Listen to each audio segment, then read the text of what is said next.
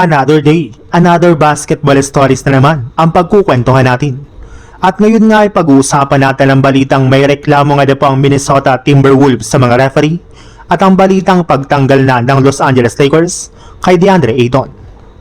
Isa na naman nga po ang bakbakan ng San Antonio Spurs at Minnesota Timberwolves sa mga pinakamainit na seri ngayon sa second round ng playoffs since napaka-physical nga po talaga ang kanilang laro simula Game 1 hanggang sa kanilang Game 3.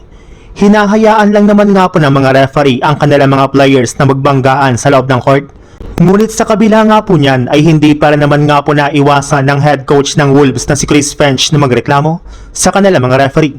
Sa fourth quarter nga po ng kanilang laban ay sinubukan nga po sana nitong tumawag ng timeout ngunit na-delay nga po ito ng 3 seconds na siyang ikinagalit ng head coach ng Wolves. In fact, sa sobrang galit nga po nito ay sinigawan at sinubukan pa nga po nitong harap-harapan na komprontahin ang isa sa mga referee na si Tony Brothers na kitang nagalit rin sa mismong head coach ng Wolves. Buti na lang at naawat rin naman nga po ito ng mga players hanggang sa kumalma ng sitwasyon.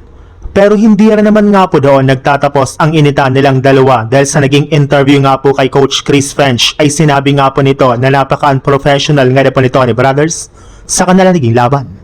Masyado na rin naman nga po siyang nagtitimpi sa mga referee. Gayong simula pa nga po Game 1 at Game 2 ay masyado na nga pong hinahayaan ng mga official ang mga ginagawang goaltending ni Victor Wembanyama. Kaya ngayon nga po na malaki na naman ang pagkakamali ng mga referee ay dyan na nga po siya nawala ng pasensya. Sa ibang balita naman, nabaon na nga po ang Lakers sa 0-3 matapos nga po silang matalo sa kanilang Game 3 ngayong araw laban sa OKC Thunder. Kaya nagdedelikado na nga po ngayong season ang kanilang team. Ibig sabihin, malapit na nga po magtapos ang kanilang kampanya sa mga susunod na araw.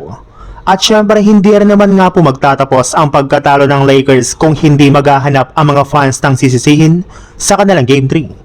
At isa nga po sa mga binabatikos ngayong araw ay walang iba kundi ang kanilang center na si DeAndre Ayton na nakapagtala lang ng 10 points at 6 rebounds sa kanyang 5 out of 9 shooting sa field goal. Napakalamyar naman nga po itong gumalaw sa ilalim ng basket at napakadami pa nga po siya ditong nagawang pagkakamali sa kanilang opensa. Hindi rin naman nga po nito kinakaya na makipagsabayan at makipagbanggaan sa mga big man ng OKC Thunder. Maging ang kanilang head coach nga po na si JJ Redick ay sawang-sawa na rin naman nga po sa ginagawa nito sa kanilang team.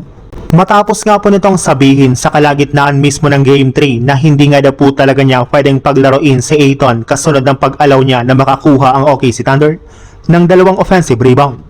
Kaya malinaw nga po na walang balak ang Lakers na panatilihin si DeAndre Ayton ngayong season.